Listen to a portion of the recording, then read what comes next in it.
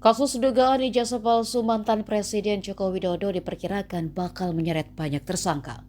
Hal ini diutarakan penasihat ahli Kapolri Irjen Purnawirawan Arianto Sutadi dalam tayangan TV nasional Rabu 4 Juni 2025 malam. Saat ini, laporan Jokowi terhadap 5 orang soal tuduhan ijazah palsu ditangani Polda Metro Jaya.